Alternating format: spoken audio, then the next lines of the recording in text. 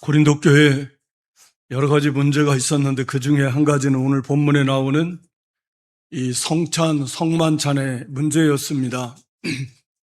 우리가 아는 대로 이 성만찬은 예수님께서 잡히시는 그 마지막 밤 제자들과 이렇게 유월절 식사를 나누시면서 이게 이제 너희를 위하는 내 피와 몸을 상징하는 그런 떡과 포도주를 나누면서 이렇게 제정하신 아주 거룩하고 귀한 그런 예식입니다. 고린도 교회 성도들은 이 성만찬의 의미를 잘 깨닫지 못하고 이것을 그냥 단순한 식탁의 교제처럼 이렇게 여겼다라고 하는 걸 우리가 알 수 있습니다. 초대교회는 성도들이 같이 모여서 같이 만찬을 나누고 그러니까 예찬을 한 다음에 그 다음에 이제 사랑의 교제, 식탁의 교제를 나누고 이어서 성찬식을 거행했다고 합니다. 그러나 이제 교회 재정이 어려워지면서 각 개인들이 음식을 가져오고 이제 그걸 가지고 서로 예찬을 나누고 그런 다음에 성찬을 거행했던 거죠. 오늘 고린도 교회의 모습을 보니까 이제 그런 모습을 우리가 볼 수 있어요. 그래서 각자 자기가 각각 자기의 만찬을 갖다 먼저 먹었다. 21절에 그렇게 말합니다. 그러니까 부자는 좀 넉넉하게 풍성하게 포도주도 뭐 음식도 이렇게 많이 가져올 것입니다. 떡도. 가난한 자들은 그걸 가져오지 못하는 사람도 있을 것입니다. 애찬이라고 하는 건 그렇게 사랑으로 같이 와서 기다리다 같이 힘들고 거기에는 뭐 노예, 종들도 있을 것이고 그러니까 여기 가져오지 못하는 사람들도 상당히 많은 거예요. 그러니까 그런 사람들 다 함께 같이 모여서 같이 사랑으로 이렇게 애찬을 나누면서 그 주님의 은혜를 나누는 성찬을 행하게 되는데 이 고린도 교회는 이리끼리 파당을 지어서 이건 뭐 먼저 갔다가 많이 가져온 사람들이 막 자기들끼리 먹고 마시고 어떤 사람은 취했다 그랬잖아요. 21절에 보면. 그러니까 나중에 온 사람들이 오니까 먹을 게 없는 거예요. 가지고 오지 못한 사람들. 그러니까 부끄러움 당하는 거죠. 그 자체가. 그러니까 이게 모임이라는 것 자체가 교제인데 교제라는 의미 자체가 서로에게 유익을 주는 건데 이게 모임이 도리어 유익이 못하고 해를 끼치는 그런 모임이 되었다. 그래서 책망을 받았습니다. 그러면서 이제 다시 성찬의 의미를 다시금 일깨워 주는 내용입니다. 우리가 성찬식을 행할 때 이렇게 사용하는 주요 본문이기도 하지요. 그래서 오늘은 성찬의 참된 의미가 무엇인가 오늘 저 여러분에게도 우리가 어떻게 보면 그냥 의식에 잡혀서 단순하게 물론 뭐 예수님이 우리를 위해서 흘려주신 그런 피, 몸을 상징한다 라고 하는 건 우리가 다 알고 있는데 거기에 담겨진 좀 더 깊은 의미를 우리가 좀 생각하면서 이 성찬을 참여하면 좋을 것 같아요.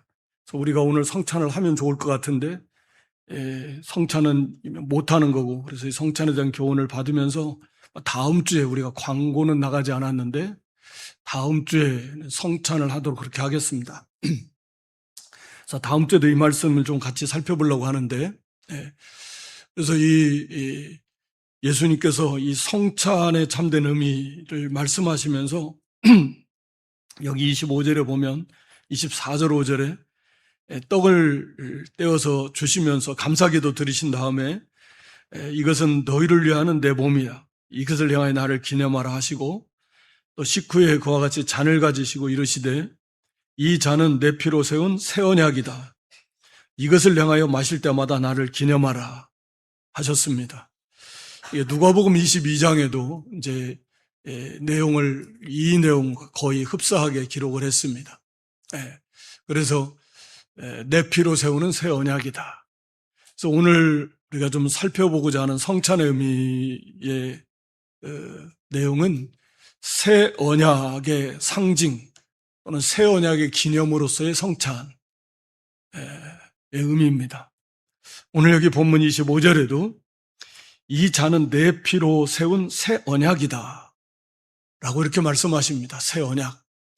내 피로 세운 새 언약. 예.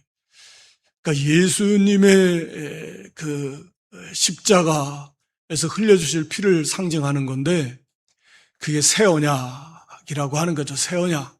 그래서 새 언약의 관점에서 우리가 이것을 좀 살펴보면서 같이 은혜를 나누고자 합니다. 그 언약이라고 하면은 우리가 익숙하지만 또 한편으로는 언약이라는 말은 다른 말하면 계약. 우리 교단이 계신, 계약신학, 그걸 줄여서 계신측이라고 이렇게 표현합니다. 그러니까 계약신학, 다른 말로 말하면 언약신학.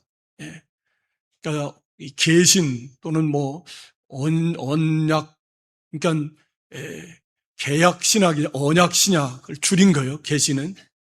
우리 교단이 그 계시는 바로 그런 의미입니다. 그러니까 여기서 말하는 언약은 계약이나 언약이나 이제 같은 개념이에요.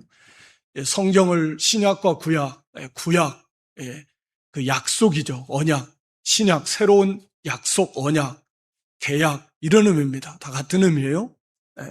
그러니까 이 언약이라고 하면 보통은 이제 계약이라는 의미, 이것은 언약을 맺으면 오늘날에도 이 계약을 하면 이것은 법적인 효력을 발생을 합니다.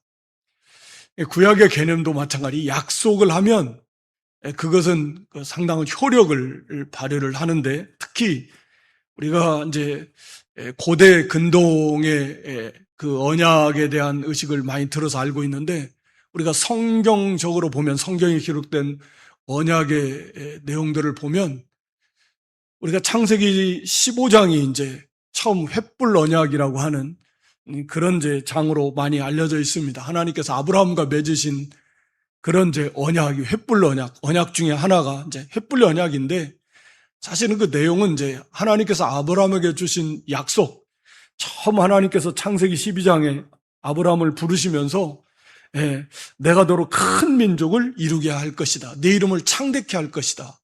너는 복이 된다. 복의 근원이 된다. 그래서 너로 인해서 모든 민족이 복을 받을 것이다. 이게 하나님의 약속이거든요. 약속.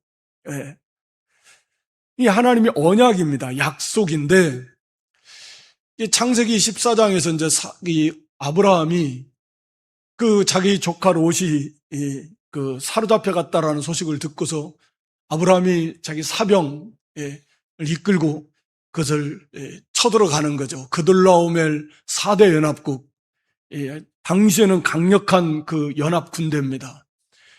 이걸 급습을 해가지고 그들을 물리치고 거기에 사로잡혔던 모든 사람들 재산 다 찾아가지고 돌아옵니다. 물론 그 롯과 그 가족과 재산을 구하는 게 첫째 목적이었지만 어찌됐든 그래서 이 아브라함이 급습을 해서 그돌라오멜 4대 연합군을 물리치고 거기 롯을 비롯한 사로잡힌 사람들 재산 다 찾아오고 돌려주고 돌아온 사건입니다. 그런 다음에 아브라함이 속에 쓱 두려움이 들어온 거죠. 야, 이게 저들이 다시 전열을 정비해가지고 연합에서 만약에 아브라함을 쳐들어온다라고 하면 이거 뭐 방법이 없잖아요. 그때 하나님께서 이제 아브라함에게 나타나셔서 두려워하지 말아라. 나는 내 방패고 상급이다. 지극히 큰 상급이다. 라고 이렇게 하나님께서 아브라함을 위로해 주시고 격려해 주시고 용기를 넣어 주실 때 아브라함이 그때 하나님께 말씀을 드리는 거예요. 나는 지금 이 자식도 없는데 하나님께서는 뭐 큰 민족을 이루신다고 했는데 아들 자식도 없어요. 그리고 하나님께서 이 땅을, 이 가나안 땅을 나에게 기업으로 주신다고 그랬는데 도대체 저는 뭐 무엇을 그걸 어떻게 제가 확신할 수 있습니까? 하나님께서 나에게 약속해 주신 걸 제가 어떻게 그걸 확신할 수 있습니까?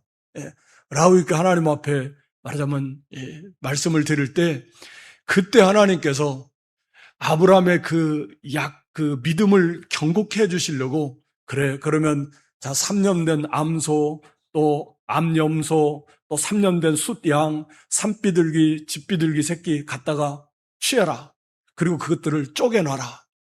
새는 물론 다 쪼개놓은 건 아니지만 다 3년 된 암소나 암염소나 순양을 다 쪼개놓는 거예요. 그렇게 쪼개놓고, 그리고 아브라함은 밤에 깊이 잠이 들어버렸어요. 그때 하나님께서 하나님의 그 횃불, 그 큰 불이 그 아브라함이 쪼개놓은 그 암소, 또 그 염소, 그 다음에 양, 그 사이를 지나가시면서 하나님은 여호와 하나님 반드시 이것을 이루실 것을 다시금 이렇게 재확인해 주는 거예요. 이게 횃불 언약입니다. 그러니까 언약이라는 개념이 하나님께서 한마디로 말하면 하나님은 반드시 이것을 이루신다. 그러니까 짐승을 쪼개서, 원래 고대 근동에서 언약식을 할 때 짐승을 반절로 쪼개놓고 언약의 당사자들이 그 사이를 지나갑니다.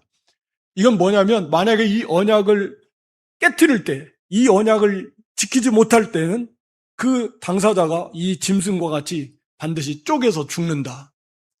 목숨을 걸고 이 약속을 지키는 것이다 라고 하는 거예요. 그러니까 하나님께서 그러실 필요가 없죠. 하나님께서는 사실은 하나님은 신실하시니까 그냥 말씀하시면 그걸로 끝나시는데 구태여 이런 언약식을 체결할 필요도 없고, 계약이라고 하는 건 어느 정도 좀 동등하거나 뭔 이해관계가 맞아 떨어져서 쌍방간에 주고받는 그런 것이 계약의 관계인데, 하나님 백성 우리가 아는 대로 아브라함이나 이스라엘이나 다 마찬가지, 오늘날에나 이 세우시는 언약은 그냥 일방적이에요. 일방적. 예. 물론 이제 그걸 우리가 조금 더 살펴보겠지만, 하나님 편에서 그러니까 언약을 체결하신다라는 의미는 하나님이 스스로 자신을 무한히 낮추셔서 우리의 수준에 맞게, 그리고 우리의 믿음을 확고하게 하시기 위해서 맺으시는 것이 바로 언약이고 계약이다. 그러니까 우리가 언약 백성이다, 계약 백성이다라는 의미는 하나님께서 반드시, 말하자면 짐승을 쪼개서 생명을 걸고 이 약속을 지킨다라는 그런 것처럼 하나님께서 반드시 이 약속을 하나님이 지키실 것이다. 우리 편에서 볼 때 바로 그런 의미입니다. 그러니까 우리가 흔히 언약 백성이다 이렇게 생각을 할 때 이건 확신을 가지라는 거예요. 하나님께서 약속하신 것을 반드시 이루신다 라고 하는 그런 확신입니다. 그러니까 이 언약은 하나님의 무한한 사랑이고 은혜이고, 스스로를 낮추셔서 우리의 신앙, 우리의 믿음을, 하나님의 약속을 굳게 믿게 하시는 하나님의 놀라운 은혜의 표현이 바로 이 언약식입니다. 언약을 체결하는 거죠. 그래서 오늘 여기 본문에 보면 새 언약이다라고 이렇게 말씀하셨는데, 새 언약. 그러니까 이제 옛 언약, 히브리서에서도 말씀하고 있듯이 옛 언약. 옛날 언약이 있었기에 새 언약이다 이렇게 표현을 하는 거죠. 이 새 언약. 완전히 새로운 그런 의미입니다. 그래서 옛 언약이라고 하면 이건 시내산 언약을 가리킵니다. 물론 언약은 우리가 시간 깊이 살펴볼 수는 없겠지만 다 같은 맥락으로 흘러가고 있어요. 하나님께서 하나님께서 첫사람 아담에게 이렇게 복음을 주시고 하신 것처럼 여자의 후손을 통해서 그리스도가 오실 것이다. 아브라함이 주신 언약도, 그리고 이제 시내산 모세 언약도 결국 다 이제 이어지는 건데, 이 시내산 언약의 특징은 뭐냐면, 이게 시내산 언약의 내용은 출애굽기 19장부터 24장까지 무려 6장에 걸쳐서 이 시내산 언약의 모습이 기록이 되어 있습니다. 정말 이건 중요한 문제예요. 왜냐하면 이 언약을 통해서 비로소 신정국가라고 하는, 즉 하나님의 나라가 출범을 한다라는 외형적인 모습이거든요.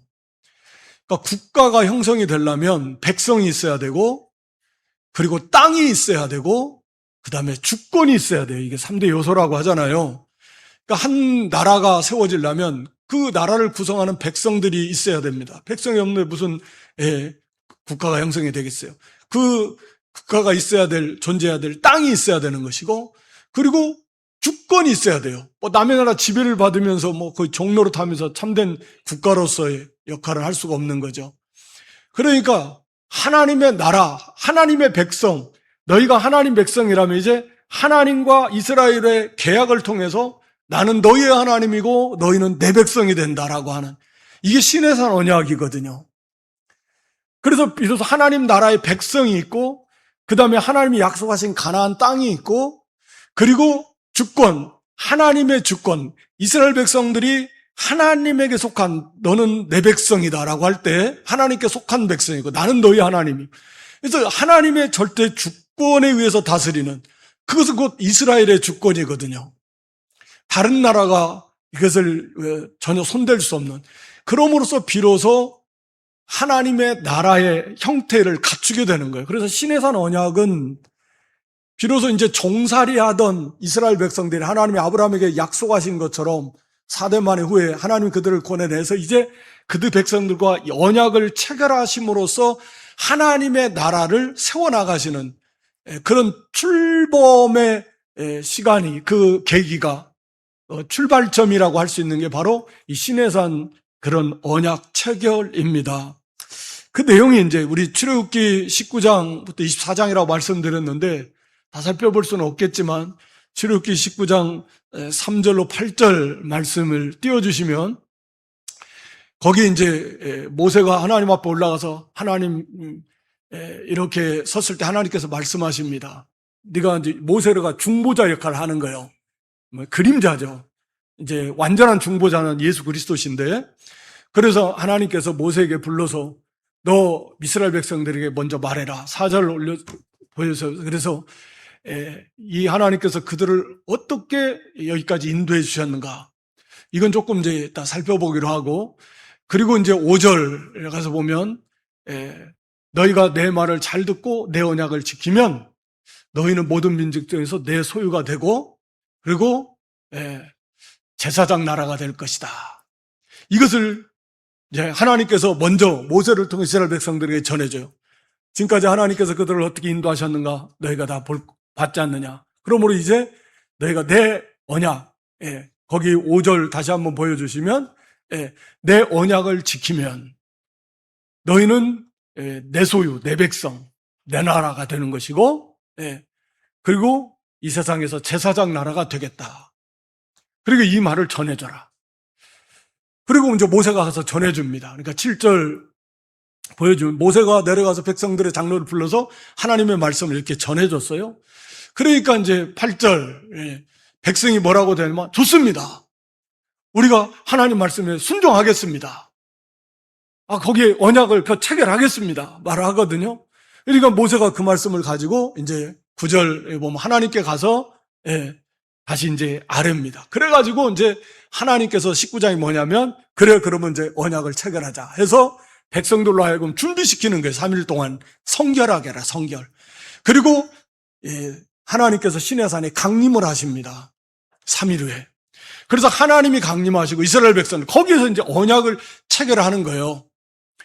그 가운데 이제 모세가 중재자에 있어서, 그래서 그 내용이 처음에 이제 하나님께서 말씀하실 때 이스라엘 백성들이 막 너무 두려워서 직접 못 듣겠습니다. 모세에게 말씀하시고 모세가 우리에게 주면 듣겠습니다. 그래서 이제 모세를 불러서 모세가 중간에 서서 이제 그 역할을 하는 거예요. 중보자 역할을 하는 것인데, 그 내용이 이제 그 지켜야 될 언약의 내용이 십계명을 중심한 그 내용이 24장까지 쭉 이제 기록이 되어 있는 것들입니다.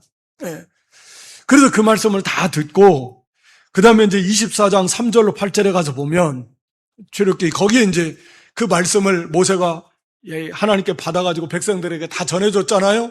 그러니까 백성들이 그 소리를 듣고 뭐라고 합니까? 우리가 다 지키겠습니다. 이렇게 다 지키겠습니다. 이 말씀. 요 4절에도, 그래서 그걸 다 기록하고 이제 제단을 쌓고 12기둥 세우고 이제 언약 체결식을 하는 거예요. 5절. 6절에 보면 다 소, 번제, 화목제, 하나님 앞에 번제라는 건 자기를 다 태워서 하나님 앞에 헌신, 다 이게 순종하겠습니다. 그리고 이제 그 피를 가지고서 반은 그 양푼에 담아서 제단에 뿌리고, 그 다음에 7절, 8절에 보면 백성들에게 낭독하고 합니다. 8절에 가서도 보면 그 피를 백성들에게 뿌립니다. 그래서 비로소 이 언약식이, 옛 언약의 그 언약이 체결이 되는 거예요. 이게 옛 언약입니다. 우리가 흔히 아는 모세 언약. 예. 이 언약인데, 그런데 이제, 우리가 잘 아는 대로 이 언약은 지켜지지 않습니다. 불과 이 언약을 체결하고, 우리 흔히 하는 말로 잉크가 마르기도 전에, 그러니까 모세가 이제 하나님의 부름을 받아서 올라갑니다. 이제 언약을 체결하고 올라가서, 그래서 이제 거기서 하나님께서 십계명을 이렇게 써서 주시려고, 돌판에다 써서 주시려고 이제 모세를 부르시고, 모세가 산에 올라가서 40일 동안 있습니다. 금식하며 기도하면서. 그래서 이제 그래서 거기서 이제 계명을 받고, 그 하나님께서 친히 써주신 그런 돌판에다가 십계명을 기록한 걸 받아가지고 이제 그런 과정이 있는데, 그걸 못 참아서 밑에서 이스라엘 백성들이 우상, 금송아지 만들어 놓고 이게 하나님이다 해놓고 먹고 마시고 깨트려 버립니다. 언약을 거기서부터 출발해가지고 광야 40년, 이 1446년 5년경에 출애굽이 이루어졌는데, 이 북쪽 이스라엘이 주전 722년에 망했습니다. 그때까지 기간이 대략 한 723년 정도 되는 거죠. 그러니까 하나님께서 720년이 넘도록 참고 기다리셨습니다. 남유다가 망한 것이 출애굽 후부터 망할 때까지가 약 860년. 그러니까 860년 동안 하나님이 참고 기다리셨습니다. 그래도 그들은 돌아오지 않았고 끝내 그냥 거역해버렸습니다. 이게 옛 언약이 깨져버린 거예요. 깨져버렸습니다. 그래서 이 하나님께서 그들이 언약을 체결하기 전에, 아까 출애굽기 19장 4절에 보면 독수리 날개로 업어서 그들을 인도한 것을 너희가 봤다, 바로 이렇게 말씀을 한 거예요. 그러니까 하나님께서 처음부터 탁 언약을 이렇게 체결을 이런 게 아니고, 하나님께서 출애굽할 때 애굽에서 모세를 먼저 하나님이 불러서 못한다, 안 한다 하는 모세를 하나님께서 그들을 어떻게든지 일깨워서 그래서 보내시고, 그런 다음에 그들을 막 갔다가 그렇게 막 이 핍박이 심해지니까 모세 원망, 하나님 원망하는 거죠. 그래도 하나님께서는 10가지 재앙을 내리시면서 하나님의 그 능력, 그 하나님의 어떤 하나님이신가를 생생하게 보여주시고, 그런 과정에서도 고센 땅에 머물렀던 이스라엘 백성들은 머리털 하나 상하지 않도록 하나님께 지켜주시는 하나님의 놀라운 역사를 체험하게 하시고, 그리고 이제 나와서 홍해바다 앞에서도 막 두려워하고 이게 다 죽게 생겼다, 죽이려고 데리고 왔냐 했을 때 하나님은 홍해바다 갈라서 건너가게 하시고, 그러니까 또 막 감사 기뻐해서 막 찬양하고, 그러다가 3일 걸어갔는데 마라가 가지고 물이 없어요. 그러니까 또 원망해서 막 이게 죽겠다, 물이 없어서. 그러면 우리 죽이려고 데리고 나왔냐. 그러니까 하나님께서 마라에 쓴 물을 달게, 치유의 하나님이시거든요. 고쳐주셨습니다. 물을 고쳐요. 그걸 하나님은 지금 하나님을 보여주시는 거예요. 어떤 하나님이신가. 그래서 마라에 쓴 물을 달게 하시고, 그리고 거기 가다가 좀 있으니까, 좀 가니까 이제 또 먹을 게 떨어졌네. 그러니까 또 원망이야. 굶어 죽겠다, 이래가지고 죽이려고 데리고 나왔냐. 그러니까 하나님 하늘에서 만나를 주시고 매출하게 해주십니다. 그 하나님이 어떤 하나님인가를 보여주시는 거예요. 그래서 좀 가다 보니까 또 뭐가 나와요? 물이 다 떨어졌네. 그래서 이제 르비딤에 도착하니까 우리 다 물이 없어서 다 죽겠다, 막 다투고 원망하고 모세 막 칠라 그러니까 거기서 반석에서 물을 내주십니다. 그러면서 가니까 또 아말렉이 공격을 처하네. 하나님께서 여호와 니시, 하나님이 싸우신다. 모세가 손을 들 때 기도하면, 그래서 여호수아가 앞서서 아말렉을 쳐주면서 여호와께서 대대로 싸우신다. 그러니까 너희의 싸움이 아니라 여호와의 싸움이다. 여호와의 니시 하면서 이스라엘은 이제 하나님이 내가 너희의 싸움, 너희들이 싸우는 게 아니라 내 싸움이다. 그래서 하나님이 어떤 분이신가를 다 보여줍니다. 그리고 나서 이제 여기 언약 체결해요. 그러니까 믿음 없는 이스라엘 백성들이 애굽에서부터 출애굽하면서 홍해를 거쳐서 마라의 쓴물을 거쳐서 만나와 외출하기의 과정을 거쳐서 르비딤 사건을 거쳐서 마말렉 사건을 거쳐서 그리고 이제 이드루를 보내가지고 이제 천부장, 백부장, 50부장, 10부장을 세우면서 조직을 세우면서 그리고 나서 19장에 와서 자, 하나님이 어떤 하나님이신가를 너희가 봤지. 어떤 하나님이신가. 그런 능력의 하나님, 신실하신 하나님, 사랑이 무한하신 하나님, 이 하나님 이제는 이제 믿을 만한, 충분히 믿을 만한 넘치는 하나님의 그런 증거를 다 보여주시고 자 이제 하나님의 믿고 하나님만 믿고 이 하나님이시니까 이런 하나님이시니까 철저하게 하나님만 믿고 말씀을 순종하라. 그러면 너희는 내 백성, 나는 너희 하나님, 너희는 제사장 나라가 될 것이다. 이렇게 그러니까 그들 다 좋습니다 해가지고 출범을 한 거거든요. 근데 그것이 깨졌습니다. 그러니까 이건 뭘 말하냐면 한마디로 우리 인간이 얼마나 연약한 존재이고 무능한 존재인가. 그러니까 이건 이스라엘 백성들만의 문제가 아니라 모든 인생이 다 그런 거. 오늘 우리의 문제도 그런 것이죠. 절대로 못 지킨다. 그렇게 하나님께서 다 보여주시고 다 생생하게 먹게 해주시고 체험하게 해주셨지만 구름기둥 불기둥 막 40년 광야 가나안 정복 뭐 다 말할 것도 없습니다. 그런데도 안 지켜요. 못 지켜요. 그게 인간의 모습이에요. 전적으로 부패한, 전적으로 무능한. 그러니까 이것은 그래서 하나님께서 이것을 역사 속에서 이것을 허락하신 게 뭐냐면 이제 율법의 역할이기도 한데요. 구원은 완전히 하나님께 있다. 알파 오메가. 인간의 공로는 없어요. 하나님께서 하시겠다라는 하나님께서. 그것을 철저하게. 그래서 율법이 이제 몽학선생, 초등교사 역할을 하는 건데 안 돼요. 그렇게 놀라운 하나님의 은혜를 체험했던 이스라엘 백성들조차도 못 지킵니다. 그래서 예레미야 31장 31절로 34절에 이제 예레미야를 통해서 하나님께서 새 언약을 세우시겠다라고 이렇게 말씀하셔요. 날이 이르리니 내가 이스라엘 집과 유다 집에 새 언약을 맺을 것이다. 새 언약. 새 언약. 네. 언약을 맺는 날을 항상 기억하십시오. 그 구약의 개념에서 짐승을 쪼개놓고 그러니까 목숨 걸고 생명 내놓고 이걸 지킨다라는 개념이에요. 언약을 세운다라는 건. 말하자면 하나님께서 새로운 언약을 세우시겠다. 이렇게 말씀하십니다. 그 날이 이르는 거. 우리가 이건 잘 아는 대로 그리스도께서 이제 이 새 언약을 체결하시는, 완성하시는 이제 그런 날일 것인데 그리스도의 십자가를 가리킵니다.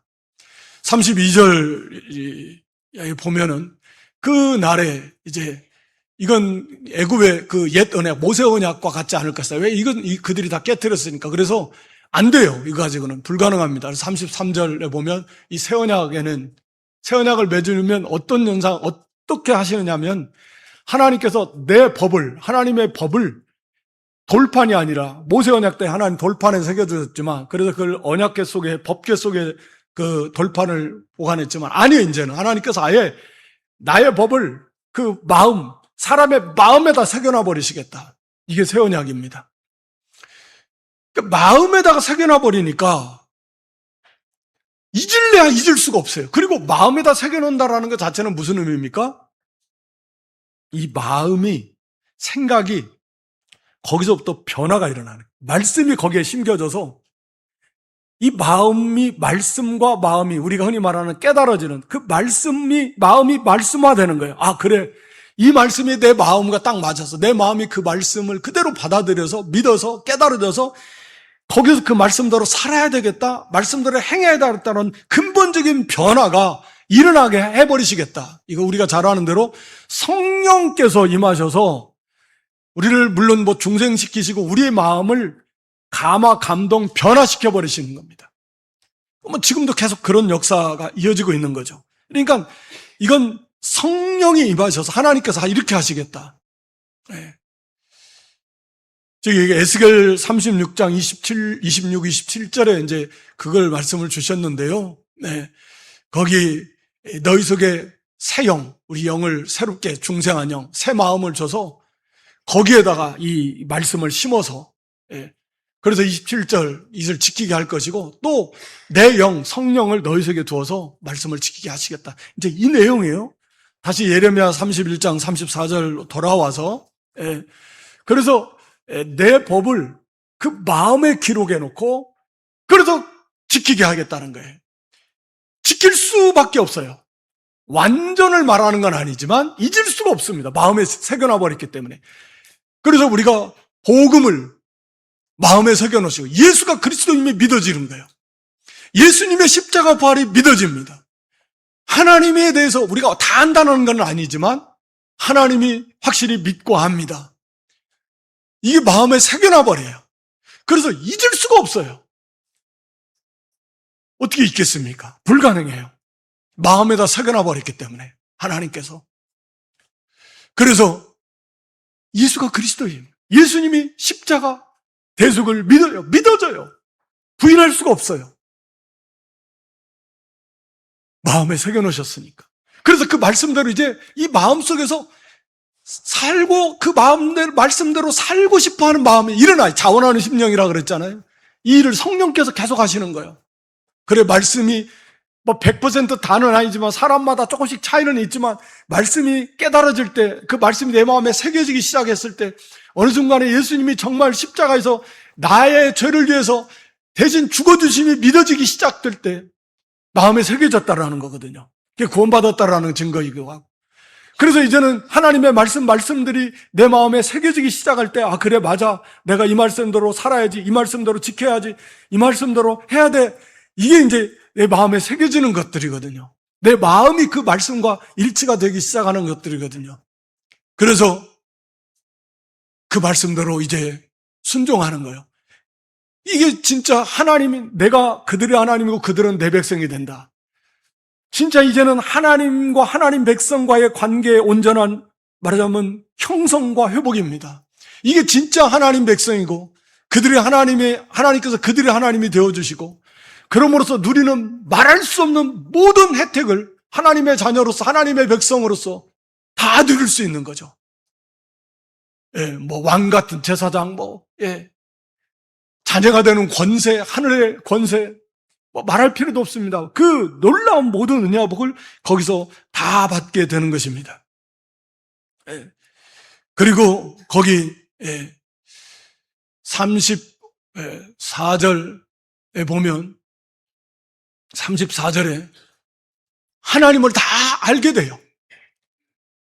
그러니까 이건 가르치는 자가 필요 없다라는 말이 아니라 이 마음에 새겨져 있기 때문에 하나님이 어떤 분이신가 그 새겨진 만큼 하나님을 다 알아요. 예수님을 믿는 사람이라고 하면 누구나 다 그렇게 하나님을 알게 될 것이고 계속해서 더 깊이 알아나가게 될 것입니다. 이게 하나님과의 교제, 친밀한 교제, 늘 하나님과의 교제를 통해서 하나님이 어떤 분인가를 계속해서 알고 그래서 마지막에 가서 보면 우리가 이사야 11장 9절에도 보면 이제 하나님을 아는 지식이 온 세상에 다 충만하게 될 것이다. 바다 물이 덮음같이 그렇게 되게 될 것인데 하나님을 계속해서 알아나가게 될 것입니다. 그리고 거기 34절 하반절에 그 기록한 대로 다시는 그들의 죄를, 그러니까 죄를 다 용서해 주시고 다시는 그 죄를 기억하지 아니하리라. 여호와의 말씀입니다. 우리의 죄를 다시는 하나님께서 기억하시지 않습니다. 그러니까 사죄와 칭인데 우리의 죄가 완벽하게 다 사해지고 다시는 기억하시지 않습니다. 우리가 그리스도 안에서 이 구원의 그 내용을 우리가 익히 다 아는 내용들인데 이게 새 언약, 이 새 언약의 핵심이에요. 그런데 다시는 기억되지 않는다. 하나님께서 다시는 기억하지 않습니다.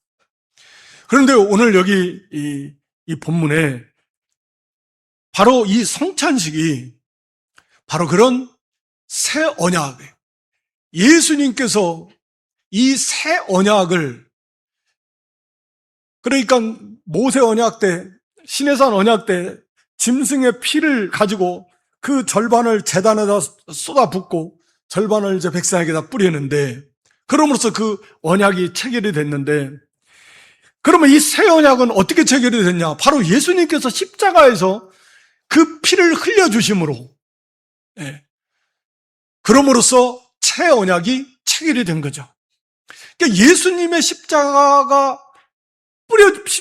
피를 뿌려주심으로, 그 피가 흘려주심으로, 그럼으로써 이제 새 언약이 체결이 됐고, 새 언약의 내용은 우리가 지금 예레미야 31장 31절, 33절, 34절에 기록한 대로 이제는 우리 마음에 우리가 하나님의 법이 기록이 돼요. 이 마음에 새 마음을 받고 새 영을 받고 성령이 임하셔서 이 마음에 복음이 믿어지고 예수님의 십자가 부활이 믿어지고 하나님이 믿어지고 그 진리가 믿어지면서 이 마음에서 알아나가고, 그리고 이게 하나님과의 친밀한 교제 속에서, 그리고 하나님께서 다시는 우리 죄를 기억함이 없을 것이다. 이것이 새 언약. 지금도 우리는 새 언약 백성, 새 언약 하에 있는 거예요. 이 언약을 상징하는 게, 기념하는 게 뭐냐면 바로 성찬식이다. 그러니까 예수님의 십자가에서 우리를 위해서 흘려주신 그 피, 우리를 위해 찢겨진 그 몸을 상징하는 거지만 거기에 담겨져 있는 게 뭐냐면 바로 새 언약의 체결이다. 다시 말하면 우리가 흔히 하는 말로 구원.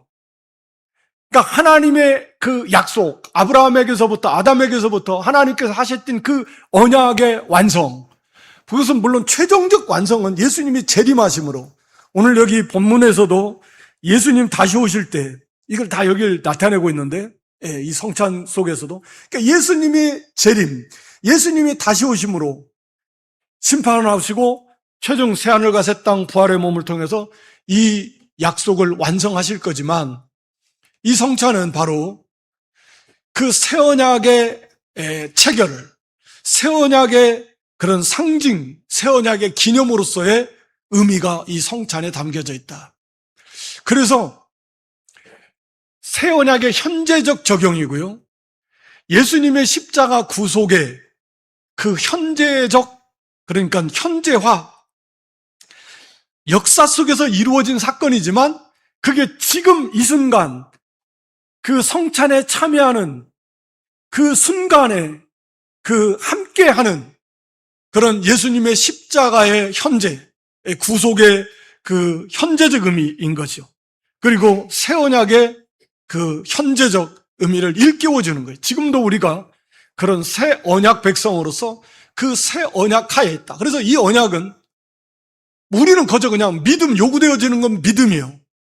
근데 그것도 하나님이 선물로 주셨고 마음에 새겨놔서 말씀을 순종하는 거예요. 구약의 그 이스라엘 시내산 언약은 하나님의 언약을 너희가 지키면 하나님께서 너희는 내 백성, 나는 너희 하나님 되시겠다 했는데 그들이 못 지켰어요.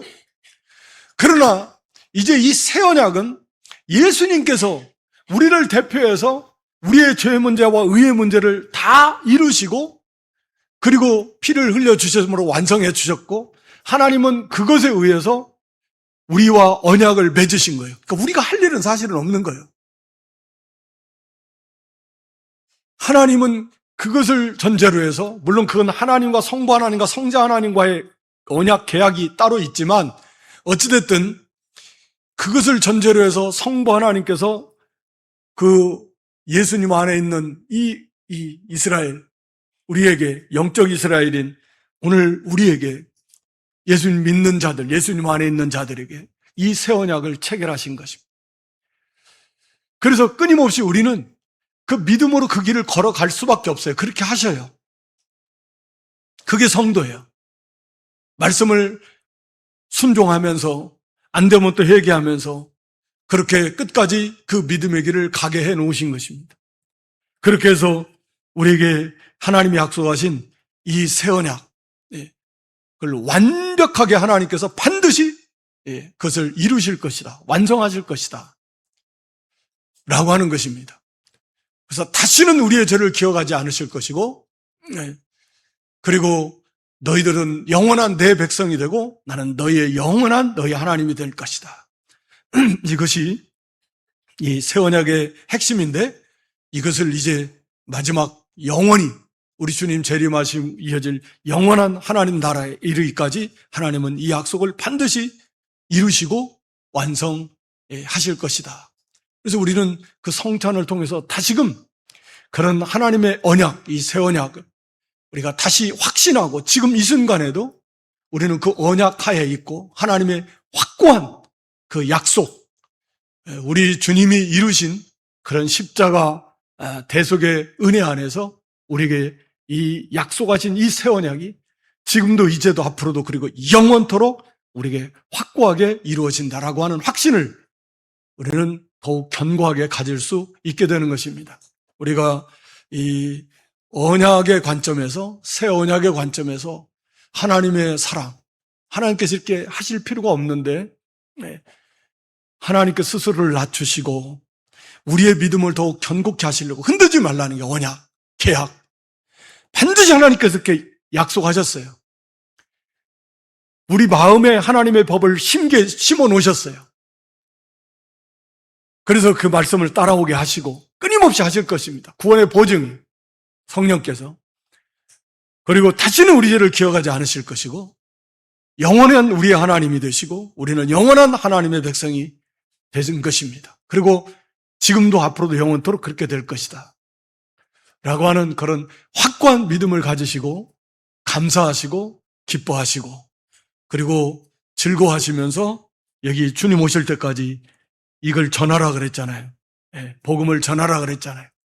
이 놀라운 소식을 전하라는 거예요. 그런 저와 여러분의 믿음이 될 수 있기를 주님의 이름으로 축원합니다.